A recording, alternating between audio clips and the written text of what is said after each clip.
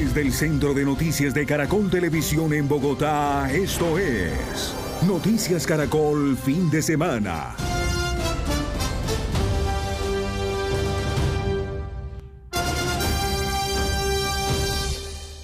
Buenas noches, bienvenidos a la emisión central de Noticias de Caracol Fin de Semana. Millones de viajeros en el mundo se han visto afectados por el cierre de operaciones de la aerolínea estadounidense de bajo costo Spirit Airlines. Varias aerolíneas le lanzaron un salvavidas a estos pasajeros, mientras que en Colombia la Aeronáutica Civil activó un plan de contingencia. Y es que la empresa aérea apagó sus motores luego de más de 3 décadas de historia y deja alrededor de 17.000 personas sin empleo. A la 1:08 de la mañana de este sábado 2 de mayo, aterrizó en Dallas, Estados Unidos, el vuelo NK-1833 de la aerolínea Spirit, el último en operar antes del anuncio que marcaría el cierre de esta compañía ultra low cost. En su interior, uno de los tripulantes, con voz entrecortada, se despidió. Hemos estado en el aire desde 1983. ¿Cuánto es eso? 43 años, y desafortunadamente eso terminó. Así que gracias por su apoyo a lo largo de los años. Y hacia adelante y hacia arriba, ¿verdad? Vamos, Dios los bendiga a todos. Minutos después, Spirit anunció la suspensión de sus operaciones, quedando así miles de viajeros afectados en distintas partes del mundo.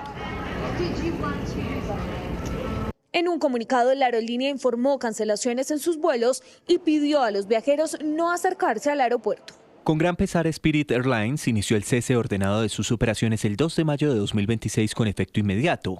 Nos enorgullece el impacto que nuestro modelo de bajo costo ha tenido en la industria durante los últimos 33 años y esperábamos seguir atendiendo a nuestros pasajeros durante muchos años más. Spirit Airlines revolucionó el mercado con un modelo ultra low cost, pero desde la pandemia en 2 ocasiones se había declarado en bancarrota. La última fue en agosto del 2025. La crisis que se agravó durante los últimos meses por el aumento en los precios de combustible producto de la guerra en Oriente Medio, con el cierre de operaciones. Hoy 17.000 de sus trabajadores quedan desempleados. Hoy la situación no es mejor para los viajeros ni para la competencia. Tenemos una aerolínea que está cerrando. Ante este panorama, varias aerolíneas han comenzado a ofrecer alternativas para proteger a los viajeros. La Aeronáutica Civil ha dicho que en Colombia 10.000 personas están afectadas en ciudades como Bogotá, Medellín, Cali, Cartagena, Barranquilla y Armenia, desde donde conectaba con Estados Unidos. La autoridad aeronáutica activó un plan de contingencia que incluye la protección a pasajeros e incluso la devolución de dinero por parte de Spirit de vuelos que estaban planeados para los próximos meses. Lo vimos hoy en Noticias Caracol. Hoy fue noticia la captura de alias El Negro Uber en Florencia, Caquetá. Este hombre es uno de los cabecillas de los comandos de la frontera, específicamente de la unidad móvil La Paya. La captura se dio en Florencia, Caquetá, cuando este sujeto estaba departiendo en un establecimiento de comercio y fue capturado por las autoridades, incluyendo el Ejército Nacional y la policía. Además, es señalado de planear y ejecutar atentados terroristas, pero aún más grave, reclutar menores al sur del país. También es requerido por delitos de concierto para delinquir agravado y fabricación, tráfico y porte de armas de fuego. Hoy fue noticia en Antioquia que fue llevada a un centro de traslado por protección la influencer Valentina Amor porque presuntamente habría hurtado a un extranjero en la ciudad de Medellín, específicamente en el barrio Colón. De acuerdo a la Policía Metropolitana del Valle de Aburrá, Valentina Amor Velázquez, esta influencer, se encontraba con otros 2 hombres que también fueron llevados al CTP. No hay una denuncia formal sobre estos hechos. El vehículo en el cual se encontraban fue inmovilizado por la Secretaría de Movilidad de la ciudad de Medellín. De acuerdo a las autoridades, la influencer habría tratado de vaciar las cuentas bancarias de un extranjero con el cual tenía una cita. Hoy fue noticia en el Cesar, un grupo de funcionarios del IMPEC fue atacado por hombres armados en la vía que comunica del corregimiento del Alto de San Invilla con el casco urbano de Río de Oro en el Cesar. Los delincuentes los interceptaron y les robaron su armamento, dejándolos abandonados en la carretera. Minutos después fueron rescatados por el Ejército y la Policía Nacional. Tras varias horas, la camioneta fue encontrada incinerada.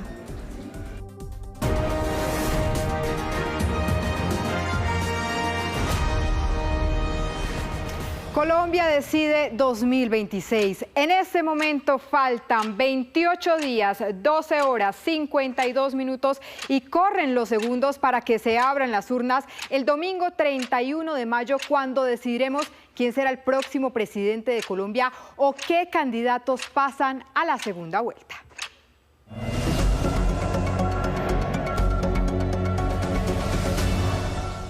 Y a las 7 de la noche, 8 minutos, activamos el radar de la política del fin de semana con los recorridos que han tenido algunos de los candidatos presidenciales este sábado. Empezamos con la candidata del Centro Democrático, Paloma Valencia, quien está en el departamento de Risaralda. Su recorrido comenzó en la mañana en Pereira. Desde allí, en la plaza del mercado de la 41, habló de crear un sancocho máster para impulsar, según ella, la economía de esta parte del comercio. Además, desde esa región del país anunció que radicará un proyecto con el que busca eliminar el SOAT para las motocicletas de hasta 250 centímetros cúbicos en los estratos 1, 2 y 3.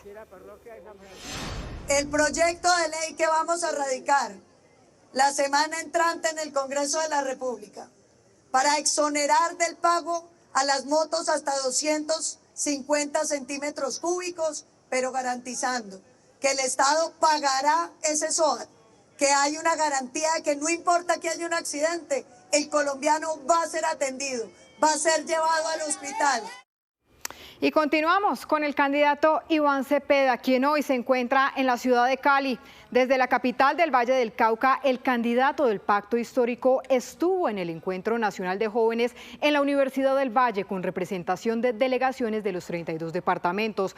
Además, tuvo un evento en plaza pública desde el Boulevard del Río, en el centro de la ciudad, desde donde anunció la propuesta de crear una red nacional de defensores y defensoras de la vida. Este programa creará una remuneración económica para que las lideresas y los líderes sociales no estén expuestos a una condición económica precaria que profundiza su vulnerabilidad.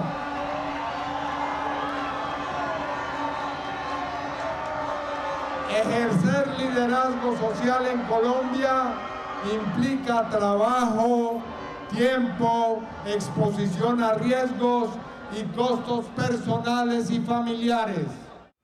Y continuamos ahora con las actividades de Claudia López y Sondra McCollins. Claudia López llegó hasta la Filbo y extendió la invitación a los bogotanos para asistir a la feria a conocer las obras de los diferentes escritores y, por supuesto, del país invitado, India. Y Sondra McCollins, por su parte, está en Barranquilla. La aspirante socializó varias de sus propuestas, entre ellas las de salud en 72 horas. Propone que se agenden citas generales en 3 días y de especialistas en 15. Y en caso de alguna falla, según ella, el Estado deberá asumir citas en clínicas privadas. Y hasta aquí el radar de la política del fin de semana. Sin evasivas. ¿Qué medidas tomaría para proteger esos derechos de los líderes sociales? ¿Usted se siente responsable por la polarización que hoy estamos viendo en este país? Sin rodeos. Eso me lleva a cuestionar si realmente nosotros hacemos parte de la agenda. ¿Estaría dispuesta a financiar esta política de juventud para que sea integral? Los jóvenes de Colombia exigen respuestas. Queremos ser el reflejo de ideas materializadas. No más promesas. ¿Está usted dispuesta a sostener estos programas? Necesitan compromisos y los jóvenes están aquí para exigirlos. Para que los jóvenes puedan salir adelante necesitan educación de calidad. Podemos ser diferentes sin ser enemigos. Si hay seguridad para todos, aseguramos que haya confianza en la inversión. La protección ambiental no es de discurso, es de recursos. Un cara a cara con quienes quieren gobernar al país. El país de los jóvenes. Colombia Decide 2026. La próxima semana a las 10:30 de la noche. Noticias Caracol. A las 7 de la noche, 12 minutos, continuamos con Noticias del Mundo y comenzamos en Cuba, donde el presidente Miguel Díaz-Canel rechazó las nuevas sanciones de Estados Unidos en contra de la isla, así como las renovadas amenazas de Trump contra el gobierno. El mandatario cubano dijo que lidera un país de paz y que no representa una amenaza para Estados Unidos. Por otra parte, Donald Trump dijo que reactivará su plan de guerra contra Irán, pero que revisará una nueva propuesta para un acuerdo, mientras que desde Teherán aseguran que la pelota está en el patio de Washington y que son ellos quienes deben elegir entre continuar el conflicto o activar la diplomacia. Precisamente en un contexto de incertidumbre económica crece el rechazo de los estadounidenses por el conflicto en Medio Oriente. Han pasado 64 días desde que Irán fue atacado y no es claro cuál es el rumbo de la guerra. Incluso algunos expertos hablan de una derrota estratégica. ¿De qué se trata? Se lo preguntamos a nuestra analista internacional, María Teresa Aya. Se cumplen ya 2 meses de la guerra entre Estados Unidos e Irán y en medio de unas negociaciones que, hay que decirlo, están bastante estancadas, se empieza a hablar ahora de una derrota estratégica para Estados Unidos. ¿Qué quiere decir derrota estratégica?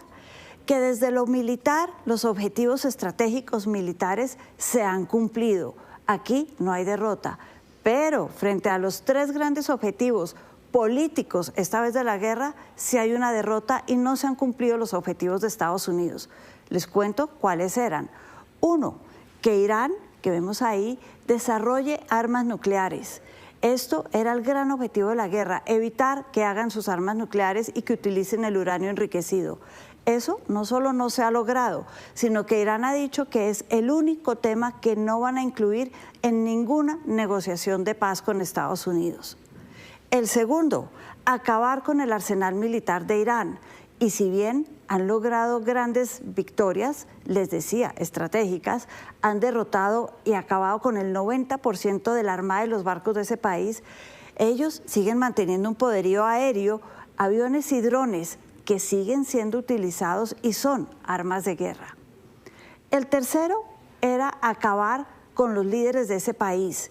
Y sí, mataron a Ali Khamenei, el gran líder, pero él ya estaba mayor y tenía su sucesión organizada y arreglada. Su hijo está hoy en día al mando y si bien está herido y muy debilitado, sigue estando al mando de un país que sigue siendo islámico y que por el contrario, al sentirse débil, al sentirse arrinconado, puede ser aún más peligroso.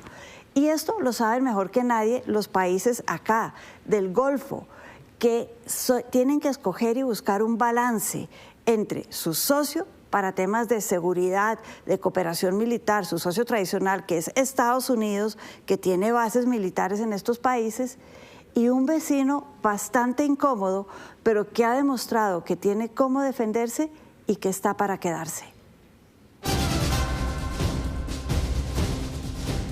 Kia, la marca surcoreana fabricante de vehículos y líder en el mercado automotriz colombiano, anunció que invertirá en nuestro país más de $1 millón en infraestructura eléctrica para incentivar la movilidad sostenible.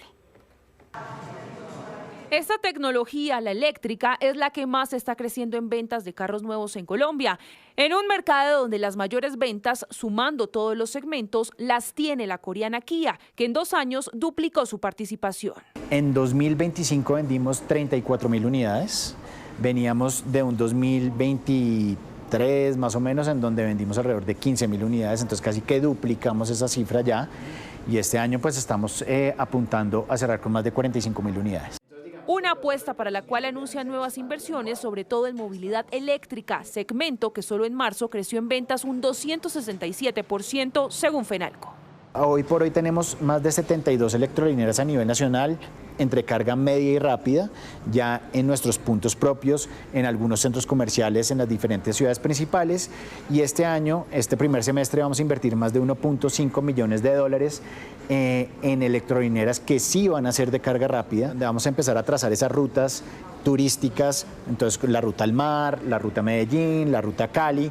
Entonces nuestros clientes Kia van a poder empezar a tener este servicio gratuito. Kia estima lanzar este año más de 8 modelos nuevos de carros, entre híbridos, eléctricos y de combustión. 7:16. En Bogotá hay historias que nacen en medio de la adversidad, pero que hoy se están transformando en oportunidades de vida. Jóvenes en condición de vulnerabilidad están encontrando en programas del distrito un nuevo camino.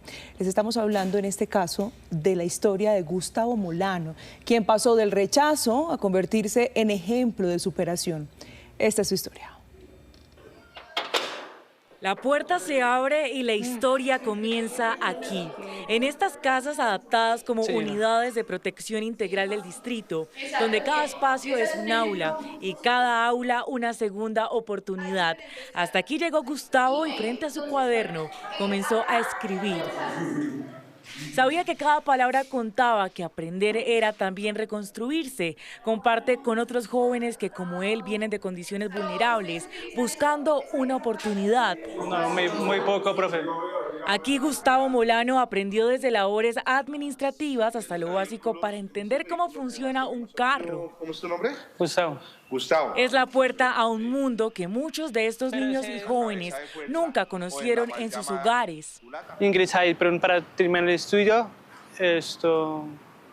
y para darme una segunda oportunidad de vida que antes no tenía. Y en muchos lados donde iba yo me rechazaban porque no tenían como la capacidades para tener una persona con discapacidad ni eso. Hace 6 años y medio su vida cambió para siempre. Un impacto de bala lo dejó en esta condición. Quedó en medio de un enfrentamiento entre bandas criminales en su barrio. Iba con su hermano, él no sobrevivió, pero Gustavo sí. Y hoy su historia no se detiene.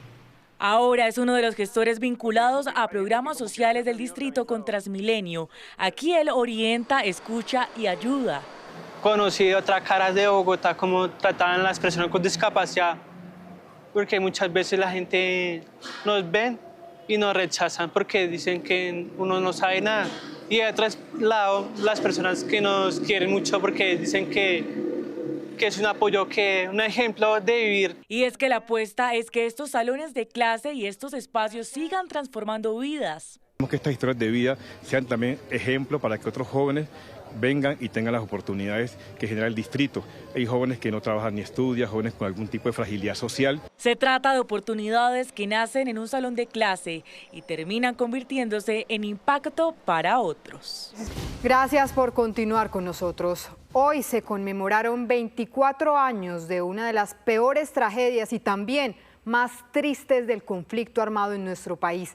La masacre de Bojayá, que dejó cerca de un centenar de personas asesinadas. En la iglesia donde la guerrilla asesinó a civiles inocentes, se adelantó un sentido homenaje. Pablo Arango, ¿cómo se conmemoró este día? Catalina, ¿qué tal? Muy buenas noches. 24 años después de la fatídica masacre del 2 de mayo en Bellavista, la cabecera municipal de Bojayá, la comunidad de este municipio peregrinó una vez más a este lugar para honrar a las víctimas de la explosión del cilindro bomba que acabó con la vida de casi un centenar de personas en la iglesia de San Pablo Apóstol. En este mismo templo, las personas se refugiaron en 2002 para intentar protegerse. Hoy el ministro de Defensa, Pedro Sánchez, y la gobernadora del Chocó, Nubia Carolina Córdoba, ofrecieron excusas públicas a las víctimas y en medio de una sentida Eucaristía exigieron que la violencia cese. La Defensoría del Pueblo lideró jornadas de orientación y asesoría a las víctimas del conflicto armado y reiteró el llamado a exigirle al Estado mayores garantías sobre los derechos de las víctimas. La gobernadora del Chocó habló sobre este tema en Noticias Caracol en Vivo. Hoy nosotros conmemoramos a nuestras víctimas, las de antes, las de después y las de hoy, con la esperanza de que no se vuelva a repetir. La famosa garantía de no repetición, que es el anhelo más grande de los chocuanos y las chocuanas y que con el contexto de la guerra que durante estos 24 años infortunadamente no ha cesado, solo se ha transformado, solo ha cambiado, pues no se ha podido garantizar. Noticias Caracol del lado de las víctimas en Bojayá, y en nuestras próximas emisiones les vamos a tener un completo informe de lo que ha pasado en este homenaje y de lo que dicen las víctimas.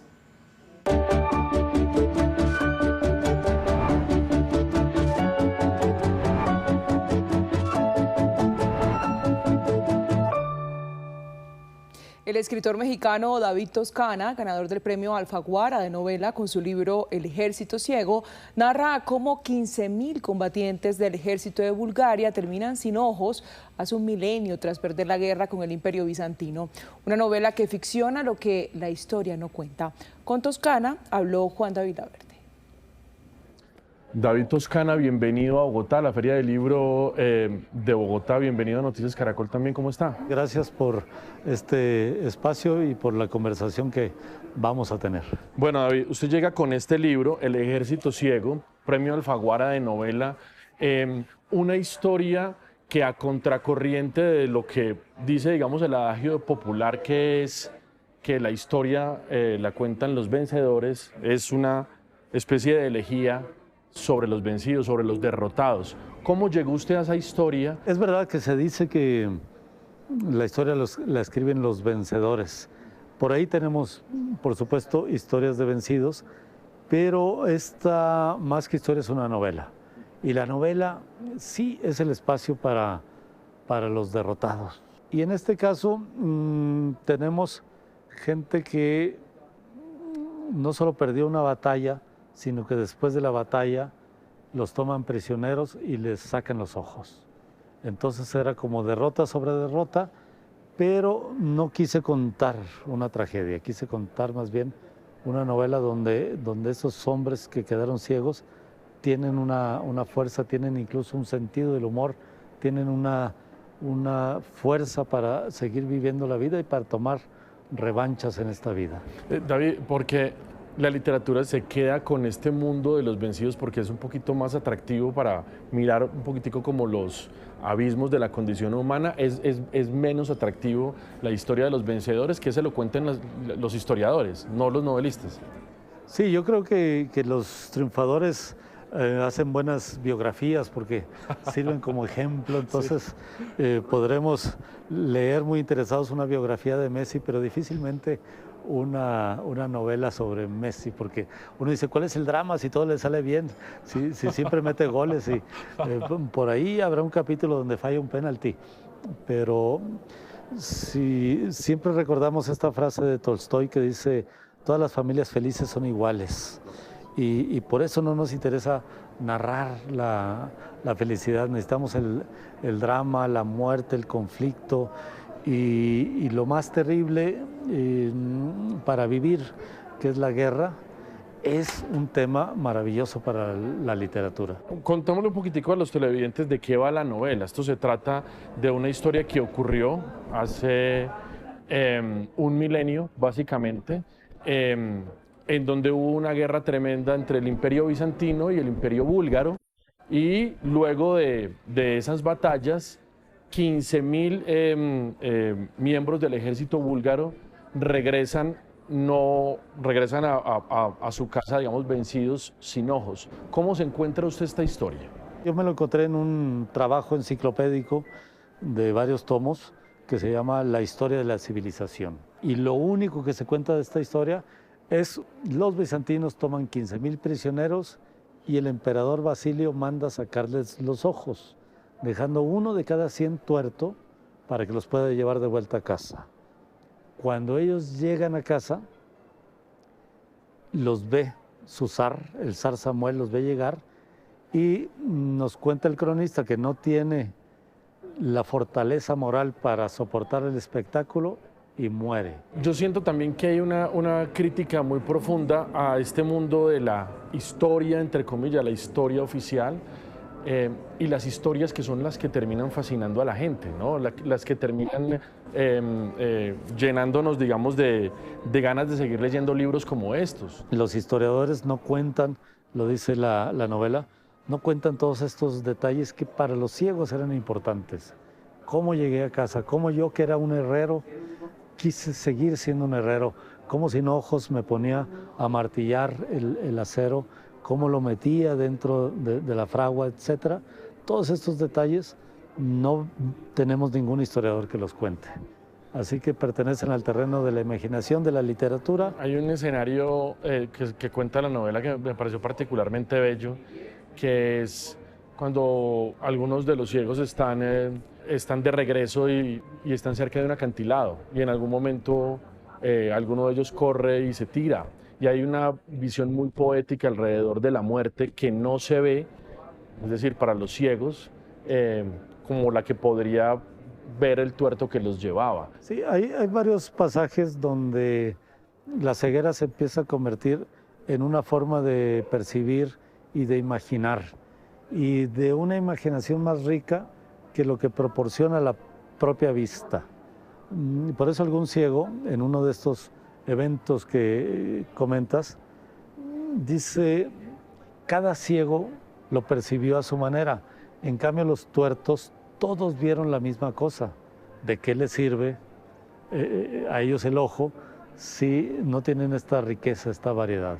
Hay un personaje de la novela que dice justamente eso, cuando se deja de ver la vida, lo que se hace es vivirla, un poco lo que usted nos viene contando. Y recordé, leyendo esta novela, como algunos pasajes también de la famosa novela de José Saramago, Ensayo sobre la ceguera, esta idea de lo que no se ve y que genera también un montón de angustia, pero yo a ellos les notaba también una alegría, porque seguían vivos. En general, en la novela de Saramago, la ceguera se vuelve un drama, un problema, una cosa de la que se quiere escapar.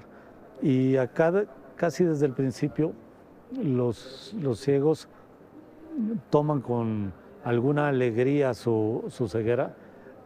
Por supuesto que la contrastan con la muerte y muchas veces prefieren estar vivos y ciegos que muertos, y lo demuestran a través de algunas historias que cuentan. Tan pronto ellos quedan ciegos, ellos empiezan a jugar con su ceguera, no solo con la idea de estar ciegos, sino hasta con los propios ojos empiezan a inventar juegos de malabares y de otras formas para demostrar a los enemigos que no los derrotaron.